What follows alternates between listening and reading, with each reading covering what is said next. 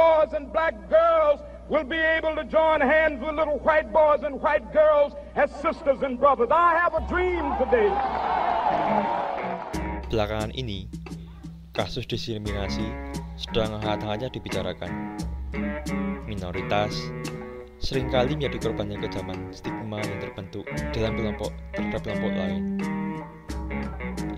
Diskriminasi bukanlah isu yang datang berkala, tetapi isu sehari-hari yang sering terjadi, sadar atau tidak sadar, bahkan oleh orang-orang terdekat di sekitar kita.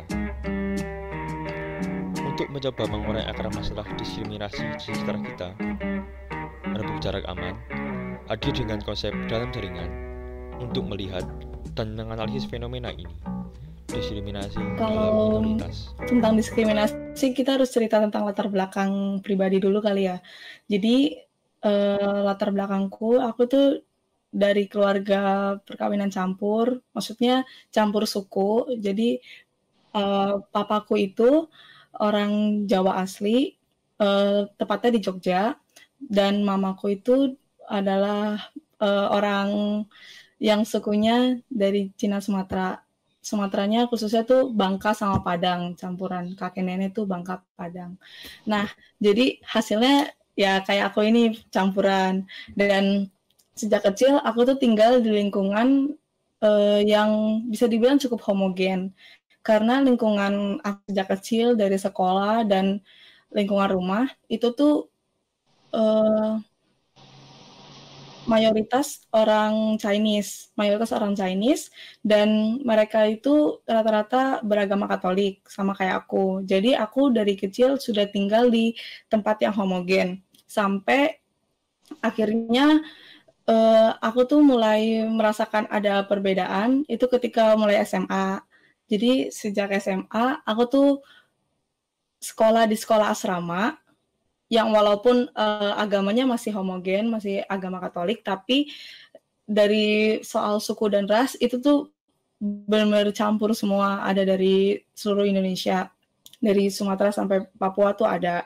Dan di situ sebenarnya perlakuan diskriminasi yang aku dapat itu tuh karena di sana mayoritas orang-orang Jawa yang jarang aku temukan ketika aku SMP ke bawah. Jadi mereka melihat aku tuh setengah, Jawanya setengah. Jadi karena aku berdarah Jawa, tapi aku nggak bisa bahasa Jawa, jadi mereka lebih melihat aku, oh orang Cina nih, orang Cina. Padahal juga nggak terlalu kelihatan Cina. Jadi ya diskriminasinya di situ aja sih, karena aku tidak bisa berkomunikasi dengan teman-temanku yang berbahasa Jawa saat itu. Jadi agak di luar lingkaran pertemanan orang-orang yang Jawa seperti itu. Sama juga ketika aku di sini, look aku tuh nggak terlalu Chinese, look aku tuh nggak putih, aku nggak, sipitnya masih ada sedikit, tapi ya aku beda sama teman-teman aku yang selama SD sampai SMP itu. Jadi dalam lingkungan pergaulan pun aku juga sedikit berbeda dengan teman-teman, karena teman-teman yang lain ya tahu sendiri kalau misalnya dalam lingkungan pertemanan yang isinya Chinese semua, mereka tuh lebih ke lihat menurut aku lihat fisik juga, karena teman-temannya yang fisiknya sama semua, sedangkan aku beda, aku ada campuran dari Jawanya. Jadi itulah dari tanya orang campur tuh, di satu kita juga tidak terlalu dianggap, di satunya juga kita tidak terlalu dianggap kayak gitu, karena beda. Dan mulai lebih ekstrim lagi ketika udah kuliah dari yang aku sebelumnya teman-teman aku satu agama semua, aku nggak punya teman di luar agama Katolik, sampai akhirnya di kuliah ini menemukan circle pergaulan baru yang orang-orangnya tuh benar-benar campur semua, campur suku, ras, dan agamanya. Dan justru ketika udah kuliah ini, aku jadi merasa lebih kan hidupnya jadi lebih heterogen. Jadi tidak terlalu ada diskriminasi yang aku rasakan ketika udah kuliah, karena semuanya udah lebih saling toleransi gitu. Jadi diskriminasi yang aku dapatkan itu lebih kepada ketika aku kecil, aku berbeda dari teman-teman yang etnisnya Chinese, dan ketika aku SMA aku berbeda dari teman-teman yang Jawa kayak gitu. Gitu aja sih. Kalau misalnya ada nggak pernah kayak perlakuan diskriminasi yang benar-benar ngebekas gitu loh, bener-bener kayak bikin gitu. Ada Yang secara khusus gitu ya? Ya, mungkin bisa dibagikan. Apa ya? Aduh, mungkin aku nggak terlalu banyak mendapatkan perlakuan yang secara khusus, cuman gimana ya? Jadi waktu aku SMA itu tuh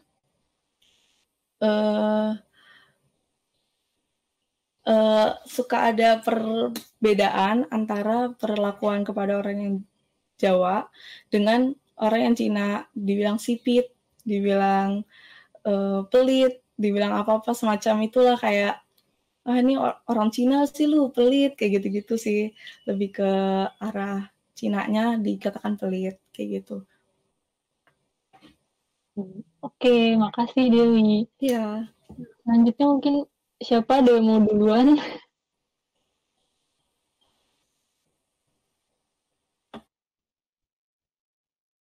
Nisa mungkin biar anak antro terus antro lagi. Iya, udah boleh.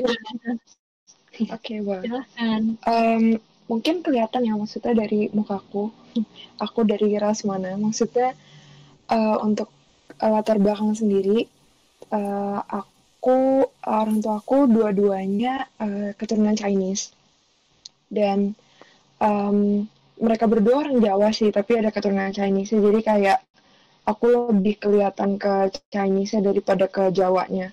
Cuman untuk perilaku diskriminasi sendiri, aku lebih merasakan perilaku itu bukan di waktu SD. Aku sempat ngerasain sih, karena di SD aku itu mayoritas tuh non-Chinese, jadi yang Chinese tuh kehitung jari. Mungkin cuman aku, kalau di angkatanku mungkin cuman aku sama satu temanku atau malah aku doang gitu. Pokoknya dikit banget, jadi kerasa banget. Maksudnya meskipun aku sebenarnya nggak dibully atau diapain sih, tapi dari aku pribadinya kadang tuh ngerasa juga gitu, kayak kok rasanya gue beda sendiri ya. Kayak kalau misalkan kita foto tuh ya beda aja gitu, kelihatan banget aku kayak beda sendiri gitu, dan rasanya kadang itu bikin aku minder gitu. Jadi karena maksudnya lingkunganku kan nggak ada yang maaf ya, maksudnya di lingkunganku nggak ada yang matanya sipit terus kayak putihnya tuh putih banget gitu. Terus kalau misalkan aku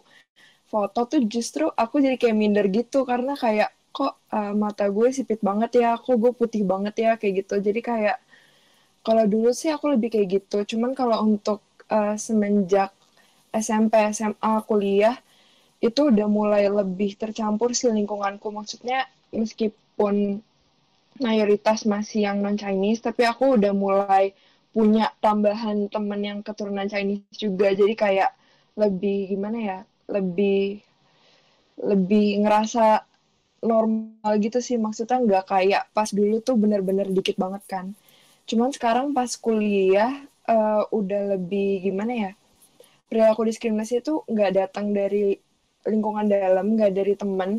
Karena jujur aku orangnya nyantai. Maksudnya even though aku misalkan ada yang bercandanya ngatain gitu, kayak misalkan lo Cina sih makanya lo pelit atau apa, aku tuh udah nggak ambil hati, karena maksudnya menurutku ya udah emang aku beda gitu. Tapi aku lebih ngambil hatinya itu perilaku diskriminasi yang aku dapat dari masyarakat. Contohnya tuh kayak waktu itu aku pernah pulang sekolah, aku masih pakai seragam. Kebetulan aku kan di Jakarta ya, dan aku naik angkutan umum, aku naik Transjakarta. Terus pas waktu itu aku turun dari busnya, terus aku mau ke Gojek kan aku jalan dulu tuh, nggak langsung di terminalnya.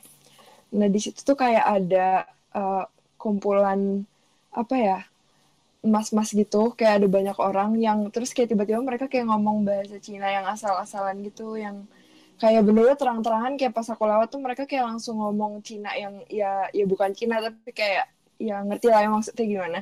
Jadi kayak dan aku tahu sih, maksudnya aku tipe orang yang menurutku mau perempuan atau laki-laki, mau dari ras apapun, agama apapun, suku apapun, sebenarnya setara. Tapi kan kalau kita lihat kondisi di Indonesia kan sekarang lebih ke patriarki ya. Jadi kadang aku ngerasa sebagai perempuan di saat aku lagi sendirian dan aku kebetulan aku keturunan Cina juga, terus kayak aku lagi jalan sendiri terus digituin, ngerasa itu rada sebel iya, takut juga iya, tapi kayak gimana ya, aku cuman mempercepat langkah aku sih, tapi jujur itu rasanya keganggu banget sih, karena jadinya kayak gimana ya, eh, jadi rada gelisah gitu sih, karena apalagi kalau misalkan aku kan orangnya lebih ke naik angkutan umum daripada angkutan pribadi, jadi kadang rada resah karena itu sih, karena maksudnya kadang orang ngeliatnya kayak ini cewek Cina sendirian terus kayak jadinya digoda-godain, di catcall kayak gitu, dan itu menurutku nggak enak banget sih, kayak nggak nyaman gitu rasanya. Itu aja. Oke, makasih Kak. Iya. Nabila. Oke, aku ya cerita. Jadi kalau misalnya aku sebenarnya nggak jauh beda sama Dewi gitu. Maksudnya bukan dari ras yang sama. Kita maksudnya beda. Aku pure Jawa gitu ya. Setauku orang tua aku tuh sama dari satu kota, orang Jawa. Tapi aku memang sekolah dari kecil sampai aku SMA tuh di sekolah yang homogen kayak gitu. Walaupun akhirnya aku menemukan keberagaman itu waktu masuk SMP SMA gitu, karena kan aku sekolah berasrama gitu di luar kota, itu juga dari banyak banget asalnya gitu kan, nggak cuma dari satu agama ataupun satu ras doang gitu. Nah, tapi sebenarnya di situ aku nggak menemukan terlalu diskriminasi atau merasa terlalu berbeda gitu ya, tapi aku merasa berbeda banget itu waktu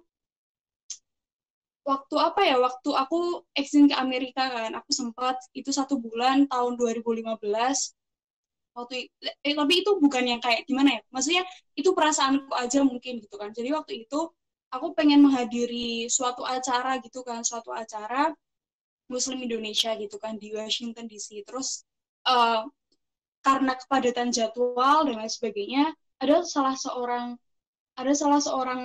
mungkin staffnya gitu, staff dari programku tuh yang bilang, ya kalau misalnya mau beribadah aja, tapi maksudnya nggak usah berlebihan kayak gitu. Tapi aku menanggapinya jadi kayak, oke, kalau misalnya emang nggak ada waktu, ya udah aku nggak akan ikut itu gitu kan. Terus ya udah itu aku agak merasa tersinggung gitu. Padahal aku kayak cuman kalau misalnya ada waktu dan aku nggak memaksakan sekitarku, ya kenapa aku nggak datang kayak gitu. Tapi akhirnya aku nggak datang. Terus yang kedua itu waktu aku merasa menemukan lingkungan yang berbeda, beda budaya, beda negara, beda benua gitu waktu aku ikut exchange lagi selama 1 tahun bareng AFS ke Italia gitu kan. Awalnya sebenarnya waktu aku sebelum ke Amerika itu aku merasa takut banget gitu kan, karena itu zaman-zaman Charlie Hebdo yang kayak Islamofobia di dunia barat tuh sangat gede gitu kan. Jadi aku merasa kayak aku bakal dapet perlakuan kayak gitu nggak ya di sana gitu.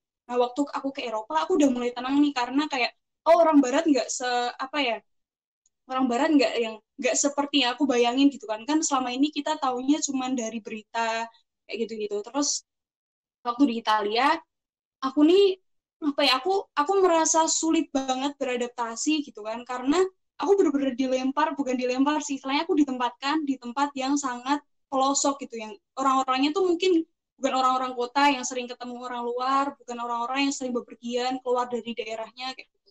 Karena emang kerasa banget gitu kan. Terus nah di situ itu tuh banyak banget imigran Muslim, kebanyakan dari Maroko dan Aljazair gitu kan. Nah perempuan Muslim ini rata-rata itu tuh mereka cuman di rumah gitu loh. Jadi mereka nggak melakukan aktivitas apapun di luar mereka, dan bahkan mereka pun nggak belajar bahasa Italia gitu. Padahal mereka udah menetap sekian bahkan belasan tahun di sana gitu. Waktu itu aku sempat ada orang yang nanya gitu ke aku, oh aku kira tuh kamu tertutup gitu, karena kayak semua orang yang berhijab di sini tuh tertutup kayak gitu kan. Tapi ternyata enggak gitu loh, karena dia lihat, tapi kan ada perlakuan berbeda kan yang aku lihat gitu kan, yang aku dapat, yang aku rasain.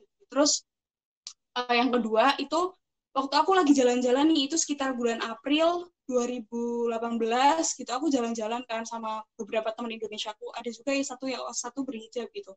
sama host parentsku, mama angkatku, terus temenku cowok, sama temenku Indonesia, dua temen Indonesia, satunya cowok, satu cewek gitu kan. Terus kayak tiba-tiba gitu kita diteriakin gitu sama bapak kayak, pulang sana ke negara kalian gitu kan. Karena lihat kita berhijab ya, dan waktu itu lagi ada booming berita apa ya, pokoknya tentang Islam gitu kan. Terus aku kayak kaget banget kan, kayak di jalan gitu aku langsung kayak bingung kan. Terus kayak orang-orang tuh ngeliatin aku gitu, terus ya udah, terus mamaku nenangin aku kayak, udah gak apa-apa, ayo kita menjauh kayak gitu. Terus ada ibu-ibu juga yang nenangin aku gitu kan. Terus nggak apa, santai aja, itu orang gila kayak gitu. Terus itu sih aku rasa tuh, itu yang kedua. Terus yang ketiga itu aku kerasa banget ketika di camp gitu kan.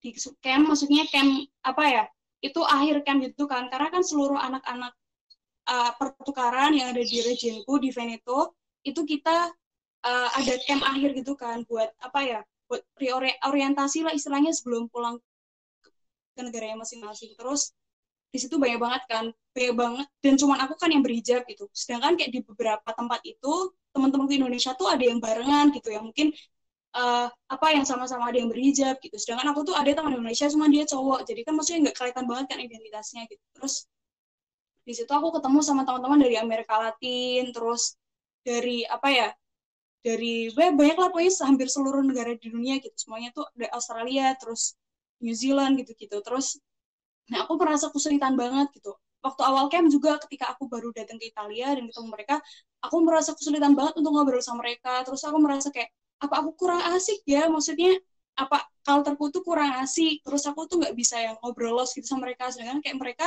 model bercandanya tuh sama kayak gitu. Terus waktu itu kita lagi mainan kayak TOD gitu kan. Nah, temenku yang Indonesia ini nggak ikutan, aku ikut gitu. Mainan TOD dan jatuhnya kan keder kan. Terus ya mereka tuh melakukan dia sesuai apa yang mereka lakukan di negara mereka masing-masing gitu kan, di Amerika Latin, terus mungkin di Eropa gitu, di Amerika maksudnya yang bukan Latin gitu kan. Terus waktu giliranku kayak teman-temanku ada yang naikin hal yang hal yang mungkin beda gitu ya sama prinsip orang Timur.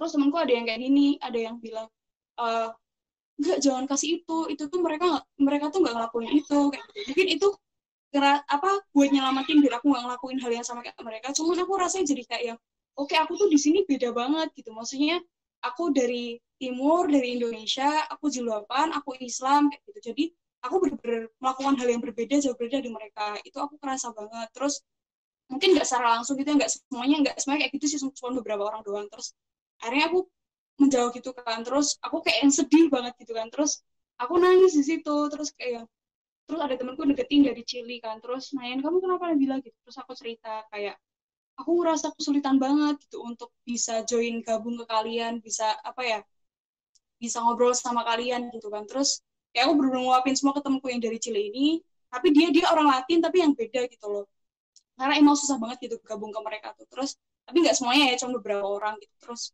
habis itu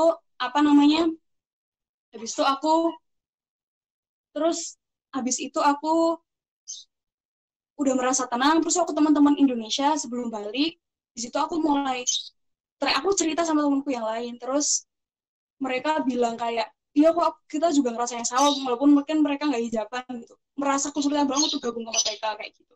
Itu sih kalau apa yang aku rasain gitu, yang pernah aku rasain. Amin. Oke, makasih Nabila. Ya, tadi kita masing-masing punya pengalamannya sendiri-sendiri, pengalaman yang beda-beda.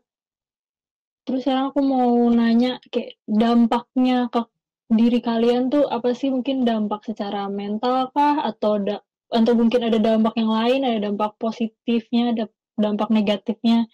Boleh banget di sharing. Mungkin mau mulai urutan kayak tadi atau mau ada yang langsung duluan? Balik aja kali ya. Jadi dari aku lagi. Silahkan Dewi. Sebenarnya aku tadi ketinggalan satu cerita sih. Jadi ada satu cerita diskriminasi yang pernah aku dapatkan, aku baru ingat. Jadi aku cerita pengalamannya dulu, nanti baru pertanyaan kedua ya. Jadi waktu itu aku pernah jadi perwakilan dari Jakarta untuk ikut kaderisasi pencaksilat gitu di Kupang NTT. Nah, sebenarnya itu adalah kaderisasi yang diadakan satu organisasi pencaksilat yang aku ikutin, dan itu isinya untuk mengkader seluruh mengkader pencaksilat dari seluruh Indonesia. Tapi kebetulan di tahun lalu itu aku ikutin, mayoritas adalah tuan rumah. Jadi mayoritas di sana adalah orang-orang Kupang, orang-orang NTT. Nggak hanya Kupang dan NTT yang kayak Maumere, ND, dan lain-lain. Dan kontingenan dari Jawa itu hanya ada 3, dari aku Jakarta dan 2 lagi dari Semarang. Dan 2 lagi itu cowok. Jadi aku satu-satunya cewek Jawa yang datang ke Kupang itu. Nah, di sana dari aku datang, aku tuh udah langsung merasakan perbedaan yang sangat jelas. Karena di sana mereka itu rata-rata ya orang timur semua. Mereka bisa bergaul dengan bahasanya mereka masing-masing, dan aku pakai bahasa Indonesia sendiri. Aku juga belum kenal sama 2 orang yang dari Jawa itu, jadi aku kayak sendiri terus, karena aku pakai bahasa Indonesia, mereka pakai bahasa Timur sana, pakai bahasa sendiri. Dan akhirnya lama-lama, karena proses kaderisasi ini kan cukup lama, selama 7 hari, 1 minggu. Jadi aku mulai cari teman, aku mulai deket sama teman-teman yang cewek, dan mulai ketika ujiannya, karena di akhir ada ujian gitu, ujiannya itu mulai ke fisik kan, jadi kayak yang ya namanya pencaksilat main fisik lah, lari, push up, sit up, terus jurus dan lain-lain. Dan mereka itu, aku tahu bahwa orang-orang timur itu kuat-kuat, mereka itu latihan jauh lebih giat daripada aku waktu di Jakarta.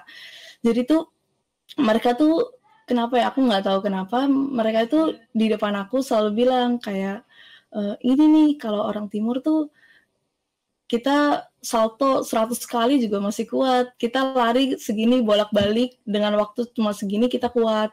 Udah abis itu aku tuh juga jadi kayak merasa, aku bukan maksudnya ingin menyamakan kekuatanku dengan mereka, tapi di sini juga aku bukan maksudnya merendahkan orang-orang timur gitu ya, tapi maksudnya ketika aku berada menjadi sosok yang sangat minoritas waktu itu, udah cewek, Jawa, jadi aku dianggap sangat lemah gitu loh.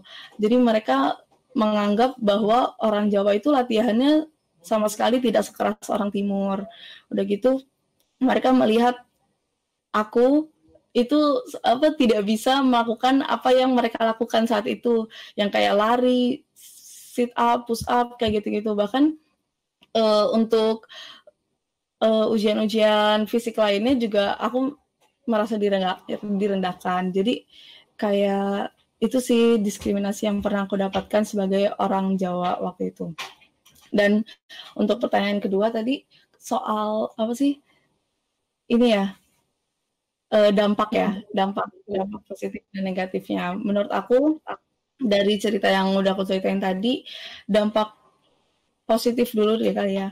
Dampak positif yang aku dapatkan itu aku sadar akan identitas diriku sendiri. Jadi sadar siapa aku dan di mana aku berada. Karena diskriminasi itu ada karena kita berada pada sisi yang berbeda dari orang kebanyakan, dari orang mayoritas yang ada di saat itu, di situasi itu. Contohnya misalnya waktu aku di SD, SMP, aku berbeda karena aku ada keturunan Jawanya. Dan aku jadi sadar akan hal itu.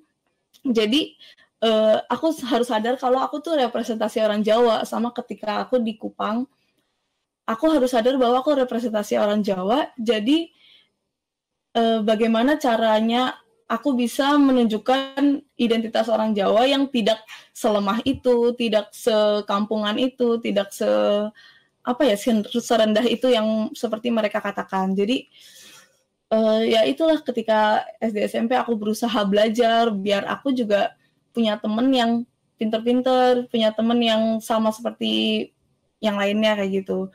Dan di Kupang juga aku akhirnya berusaha semaksimal mungkin walaupun fisikku sebenarnya juga tidak terlatih seperti mereka, tapi aku ingin berusaha sama dengan mereka, bukan berusaha sama, tapi berusaha agar mereka memandang aku tidak serendah itu. Jadi memang tidak akan pernah bisa sama, tapi setidaknya dengan aku tidak menunjukkan apa yang mereka katakan, aku tidak menunjukkan bahwa aku tidak bisa sit up, push up, tapi bahwa aku tuh bisa. Jadi akhirnya representasi orang Jawa jadi tidak sama seperti yang mereka katakan. Sama juga ketika aku di SMA yang rata-rata orang Jawa, aku menjadi representasi dari orang Chinese gitu kan. Ya gimana caranya aku berbaur dengan mereka, aku belajar bahasa Jawa, aku akhirnya punya teman-teman juga banyak orang Jawa. Ya itu aku mulai dari bahasa sih, jadi aku belajar bahasa mereka dan akhirnya aku pun bisa berbaur juga dengan orang Jawa. Itu intinya adalah sadar siapa aku dan di mana aku berada. Kemudian dampak negatif yang aku rasakan tentu aja minder. Yang pasti minder banget karena secara fisik dan latar belakang itu beda dengan orang yang ada di sekitar kita saat itu. Cuman ya bisa diatasi dengan yang tadi itu, agar bisa menjadi positif gitu aja sih. Udah. Oke, makasih Dewi. Terus mungkin Kanesa? Oke, mungkin aku sama sih sebenarnya intinya kayak Dewi. Jadi aku jadi lebih sadar aku itu siapa dan gimana caranya aku harus menempatkan diri aku di beberapa situasi tertentu gitu. Jadi lebih ke gimana kalau misalkan kita minoritas dan emang mungkin keberadaan kita menjadi sedikit sensitif untuk beberapa pihak. Aku ngerasa kayak kita jadi perlu lebih hati-hati aja di saat kita mau berbicara atau di saat kita mau mengambil suatu tindakan gitu. Jadi kayak kita lebih gak boleh ceroboh, gak boleh sampai kita salah tingkah yang bikin orang lain sakit hati atau apa. Karena menurutku kalau misalkan kita minoritas, tindakan yang kita lakuin itu bisa menjadikan misalkan ini kan kita lagi ngomong minoritas dari segi ras ya. Jadi di saat misalkan aku melakukan satu aja hal yang salah, itu bisa langsung dicap kayak semua orang Cina tuh kayak gitu. Jadi menurutku itu jadi agak sedikit rawan dan jadi susah sih. Maksudnya jadi aku nggak boleh sampai nyakitin hati orang, siapapun itu orangnya gitu. Maksudnya harus lebih berhati-hati aja.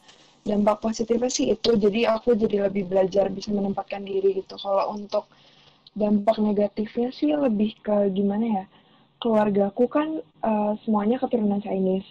Cuman kalau mamaku, dia 6 bersaudara, dan saudara-saudaranya ada juga yang nikah sama yang non-Chinese, jadi kayak Dewi gitu, jadi kayak anak-anaknya itu campuran Chinese dan non-Chinese gitu.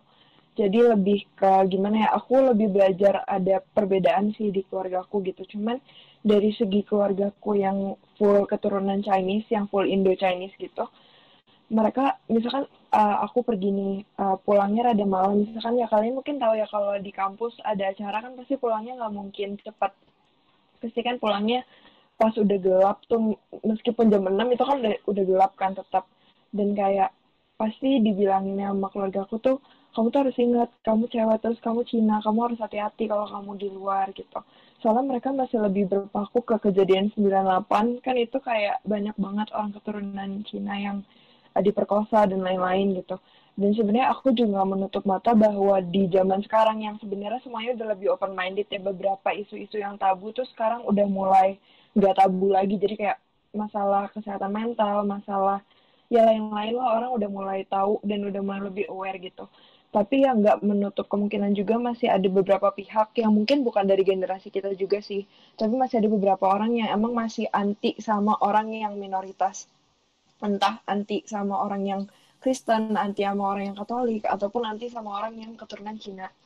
Jadi dampak negatifnya menurut aku itu sih. Jadi kayak karena masih ada diskriminasi, jadi kita kadang ngerasa kurang aman aja kali ya. Maksudnya kita ngerasa bahwa kita tuh nggak sepenuhnya diterima oleh semua orang. Jadi kita harus lebih waspada aja, kita harus lebih sadar kita tuh minoritas di sini. Jadi jangan sampai melakukan sesuatu yang menyinggung orang yang katanya mayoritas gitu.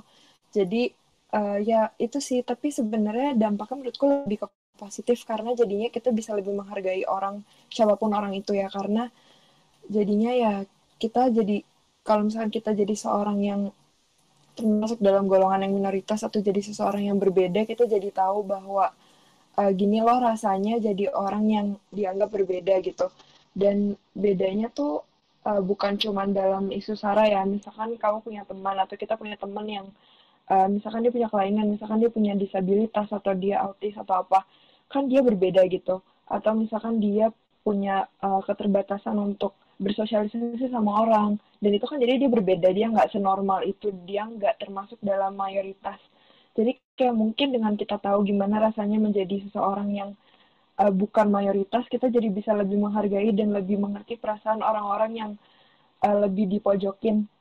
Jadi kayak misalkan ada temen yang emang dia minoritas terus dia nggak punya teman, kayak kita bisa lebih tahu gitu loh rasanya, kita bisa lebih relate gitu. Jadi kayak karena kita relate dan kita tahu sakitnya gimana, nggak enaknya gimana, jadi kita bisa lebih nggak pilih-pilih teman, kita bisa lebih terbuka sama orang-orang yang mungkin kalau orang lain tuh dia nggak bisa menjangkau orang itu, kita jadi bisa karena kita punya satu kesamaan yang nggak dimiliki semua orang gitu.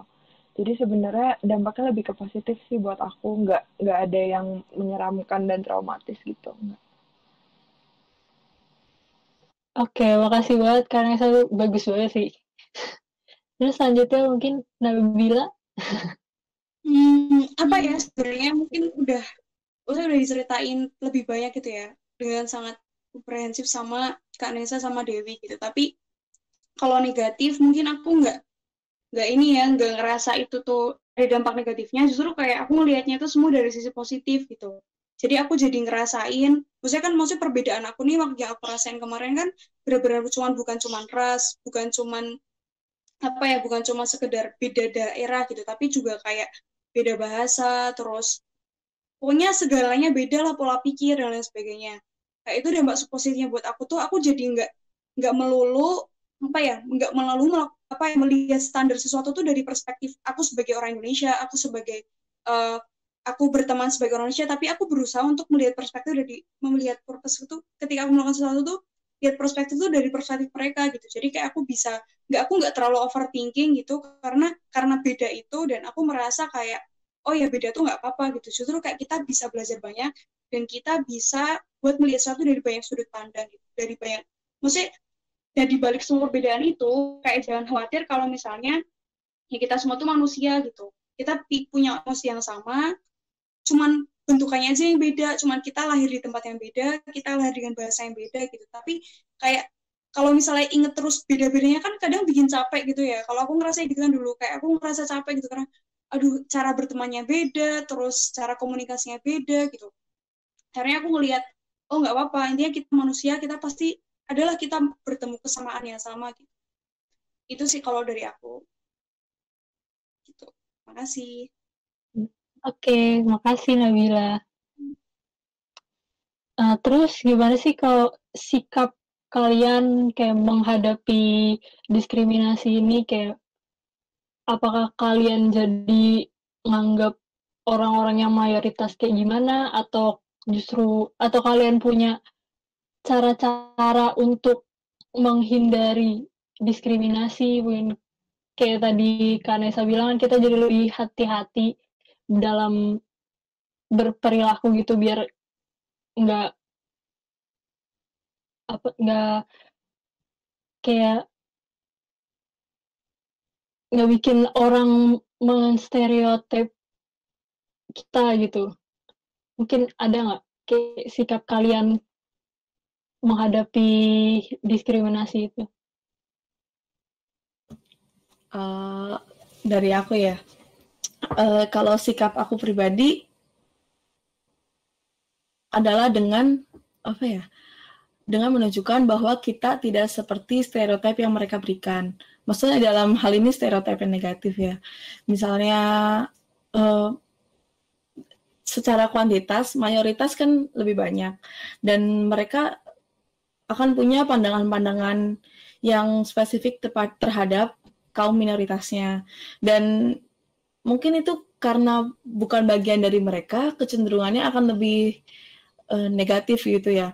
Dan itulah tugasnya kita saat itu dalam kondisi itu sebagai minoritas secara kuantitas, kita tuh harus menunjukkan bahwa ya kita tuh tidak seperti hal-hal negatif yang mereka katakan.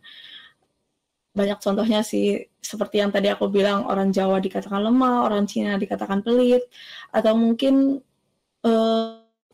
orang-orang Timur dikatakan galak, kasar, kayak gitu-gitu. Itu kan bisa kita cegah kalau misalnya kita sebagai minoritas itu melakukan hal sebaliknya yang mereka katakan kepada kita. Dan tentunya sikap yang paling penting adalah membuka diri menurutku. Dengan kita membuka diri, kita tuh minoritas jadi tidak terlihat tertutup gitu loh. Maksudnya seringkali yang kita lihat ketika ada sebuah komunitas yang bisa dikatakan minoritas, itu tuh cenderung menutup diri dari orang-orang mayoritas yang kebanyakan. Gimana sih katanya ribet banget. Jadi itu cenderung kelompok minoritas ini menutup diri dari kelompok mayoritas. Bisa dikarenakan rasa cemasnya mereka, atau rasa ketidakpercayaan diri, atau minder, dan lain-lain. Dan itu tuh hal yang harus dihindari menurutku, karena dengan kita terbuka, maksudnya agar orang-orang mayoritas tadi itu bisa melihat minoritas itu jadi berbeda. Gimana kita bisa mengenal mereka, kelompok minoritas itu, kalau kita tidak bagaimana kita bisa mengenal kelompok minoritas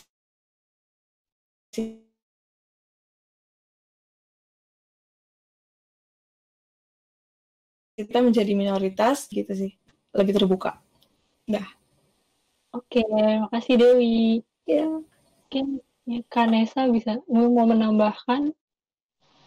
Iya, tadi jawabannya Dewi bagus banget sih menurut aku. Maksudnya dari pas dia bilang kita harus membuktikan bahwa kita nggak seperti apa yang mereka pikirin, itu bener banget. Maksudnya aku nggak tahu sih, maksudnya yang aku dengar sekarang itu sama kayak yang orang-orang dengar atau enggak, atau sama kayak yang kalian dengar apa enggak.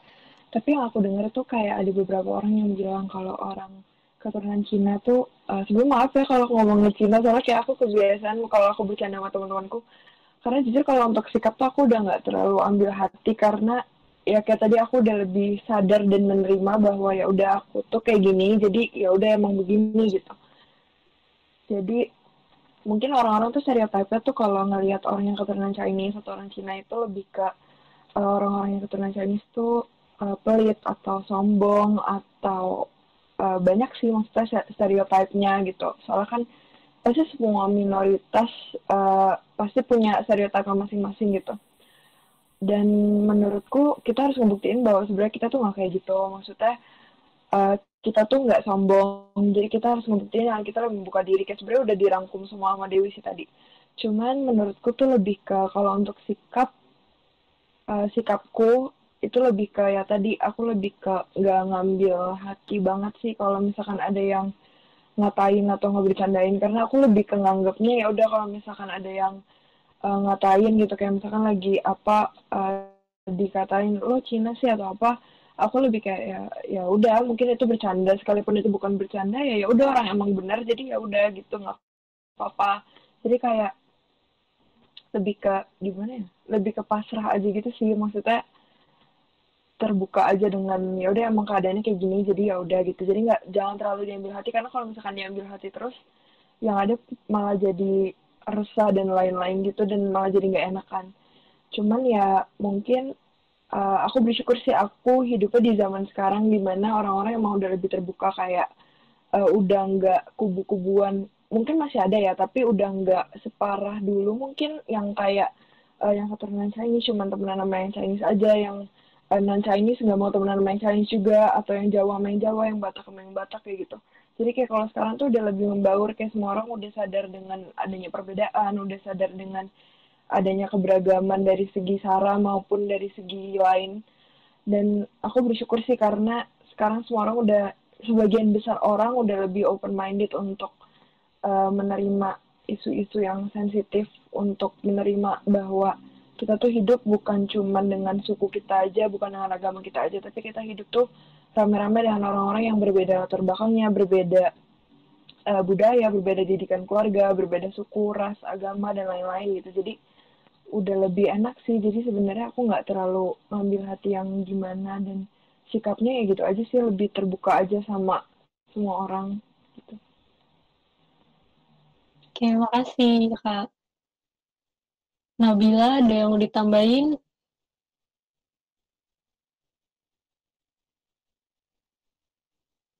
Kalau aku itu kan maksudnya kita emang perlu kan untuk memperlihatkan kalau kita nggak sama dengan orang lain yang mungkin merasakan diskriminasi gitu. Itu kan kalau dari pribadi gitu kan, sikap personal gitu.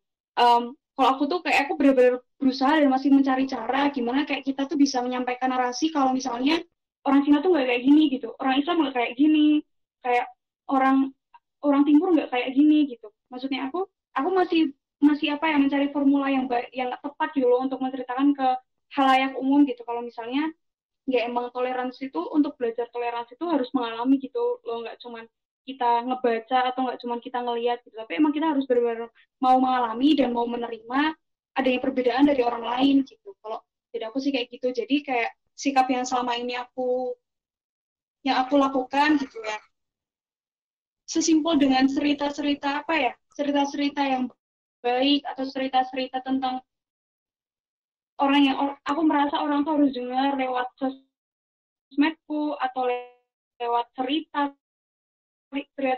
dari satu ke yang lainnya kayak gitu. Jadi biar kita tuh bisa sama-sama mendobrak stereotip gitu loh. Kalau misalnya kayak gini tuh harus selalu dilawan gitu loh. Ketidakadilan, diskriminasi itu tuh harus selalu dilawan. Meskipun nggak menutup kemungkinan kalau misalnya kita mungkin sempat gitu ya melakukan kayak gitu. Tapi kadang juga gemes sendiri gitu loh ketika ngelihat gimana ya biar orang tuh nggak rasis, seenggaknya dari kata-katanya gitu loh. Karena dari maksudnya mungkin bukan perbuatan, tapi kata-kata gitu kan sering banget kan orang-orang di sekitar kita tuh masih rasis, dan mungkin juga kita sendiri. Kayak gitu. Jadi kita harus selalu terus berusaha sih mencari formula terbaik. Tuh, singkat aja dari aku. Terima kasih Nabila. Itu tadi dari Nabila bagus sih.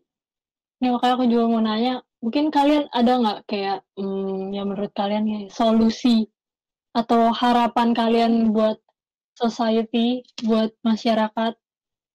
Kalau suara aku kedengeran nggak sih? Halo? Kedengeran.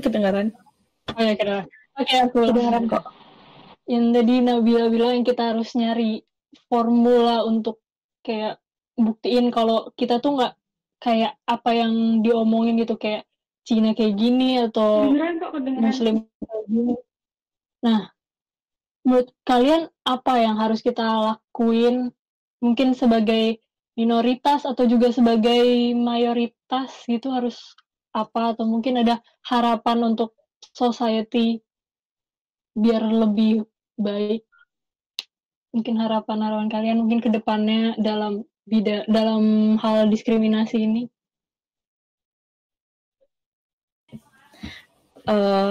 Ini dari aku lagi ya. Jadi harapannya dan kemungkinan solusi yang bisa aku tawarkan kepada society ini, menurutku adalah jangan menganggap orang lain apa ya? Aduh, kok jadi bingung sih. Menurutku adalah jangan menganggap orang lain berbeda. Maksudnya dengan kita hidup bersama-sama dalam perbedaan ini, ya itu bakal berjalan dengan lebih baik, lebih harmonis gitu. Mungkin aku mau menyuarakan sedikit tentang yang lagi hits kemarin itu soal Papua itu, yang Black Lives Matter. Nah, menurutku itu tuh salah satu yang membuat isu rasisme yang ada di Papua jadi kembali diangkat itu justru karena kita menganggap Papua itu berbeda. Mungkin aku pakai referensi yang dari Mas Ade Yamin dari Rekeman yang kemarin, itu kan dia bilang bahwa yang terjadi diskriminasi itu karena kita menganggap orang Papua itu beda, kita menganggap bahwa orang Papua itu terbelakang, kita menganggap bahwa mereka itu kasar, mereka itu emosian, kayak gitu-gitu. Bahwa stigma-stigma seperti itu yang membuat kita mendiskriminasikan mereka. Padahal ketika kita menganggap Papua itu ya bagian dari kita, ya itu tidak akan terjadi seperti itu. Nggak ada yang namanya lian kepada orang Papua, lian atau konsep the other itu kepada orang-orang Papua itu yang kita katakan sekarang ini adalah pihak yang terdiskriminasikan. Jadi dengan kita menganggap bahwa kita itu sama, ya diskriminasi itu bakal hilang sih menurutku. Dan di sini peran yang paling penting dalam hal ini dalam sosial adalah peran dari pihak mayoritasnya menurutku.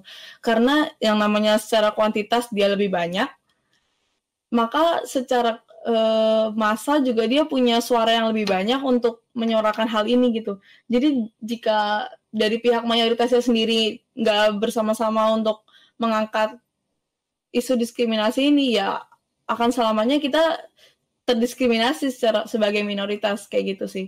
Jadi itu butuh kerjasama secara massal dari pihak mayoritas maupun minoritasnya kayak gitu.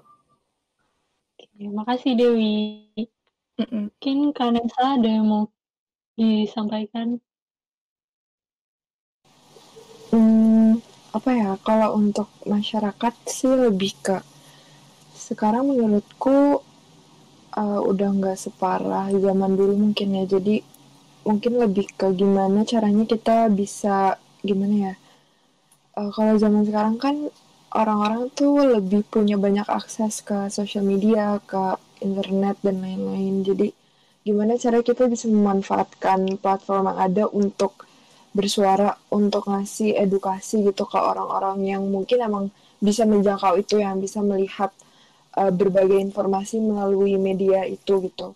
Dan kalau kita mau, ibaratnya kita mau bilang ke semua orang gitu bahwa kita itu emang beda, tapi sebenarnya kita tuh nggak seberbeda itu. Kita cuman berbeda dalam segi apa ya? Kita cuma berbeda dalam budaya kita aja, tapi sebenarnya kita tuh sama. Kita tuh nggak ada yang membedakan, bahwa nggak ada faktor pembeda yang bikin kita tuh nggak boleh berhubungan dengan satu sama lain. Nggak ada faktor pembeda yang membuat kita tuh nggak boleh temenan sama ras lain, sama budaya lain. Itu tuh nggak ada sama sekali gitu.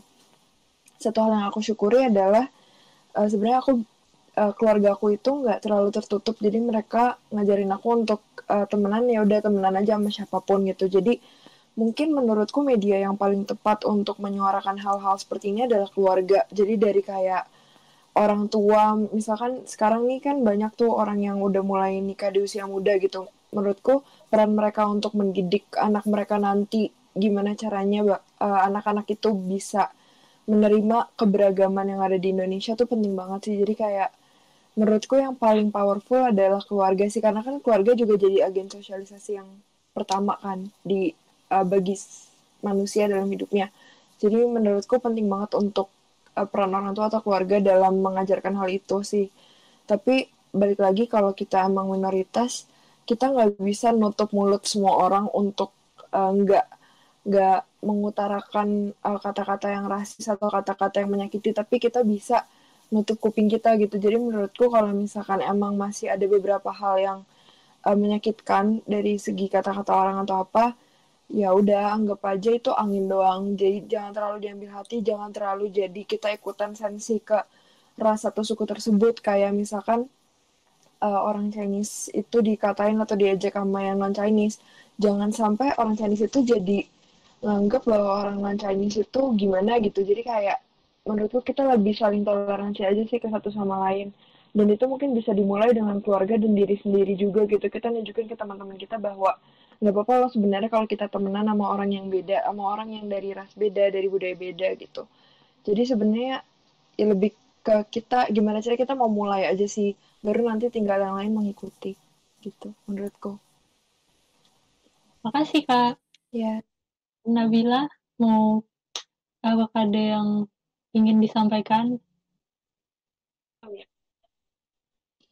Sebelumnya sorry ya tadi kalau Iya, apa-apa. Welcome back, Nabila. uh, kalau aku apa ya? Maksudnya sebenarnya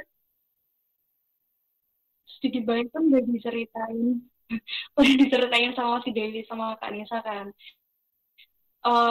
Kalau aku sih lebih mau mendengarkan, terus jangan lelah untuk menceritakan cerita kita, atau maksudnya cerita apapun di sekitar kita gitu loh. Jadi kayak, ayolah mesti kita nggak hanya diam gitu, kita nyeritain sesuatu yang bagus, sesuatu yang baik, sesuatu yang apa kira-kira bisa dinilai hikmahnya tuh udah sesuatu sendiri gitu. Ya mungkin kalau misalnya nanti bentuk lebih besarnya bisa kita temukan seiring berjalannya waktu, tapi itu sih jangan berhenti gitu untuk bercerita, jangan berhenti untuk mendengarkan gitu. Itu kalau dari aku. Udah Nin. Oke, makasih Nabila. Mungkin ada yang mau menanggapi lagi. Kedengeran kok, ada kedengeran. Mungkin ada yang mau menanggapi lagi atau ada yang mau cerita lagi atau mau saling menanggapi cerita satu sama lain.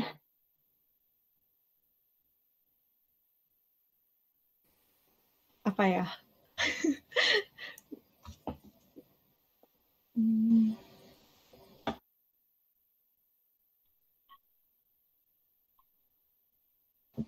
Kamu nih tanggapin. Aku mau nanggapin. Oke. Nin, atau kamu Nin? Tadi katanya Nabila mau menanggapi. Kamu bilang. Tadi katanya mau. Ya, aku tuh kayaknya suaraku tuh telat masuk gitu. Ini sih aku nggak ngebayangin. Maksudnya aku kan jadi minoritas itu kan kemarin dalam jangka waktu setahun gitu ya. Atau sebulan aku di Amerika, setahun aku di Italia. Tapi aku kayak salut sih sama kalian. Maksudnya kalian tuh kayak hidup di Indonesia tuh setiap hari gitu loh. Kayak nggak ngerti sampai kapan, tapi itu masih akan terus berlanjut gitu. Intinya kayak keep doing the good things, terus apa ya, jangan lelah lah ngadepin karena itu kayak jangan lelah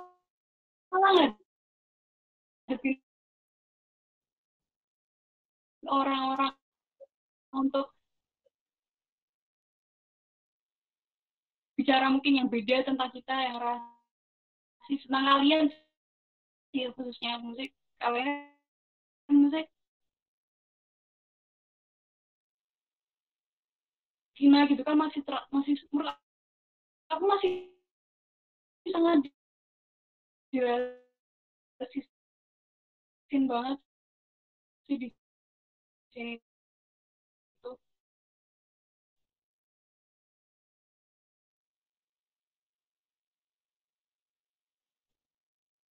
Itu nyata terjadi. Jadi aku sempat merasakan apa yang kalian rasakan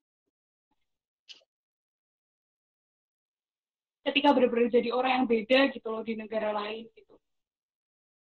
Kalau di sini kan aku lebih cenderung jadi mayoritas ya. Itu sih keren lah pokoknya.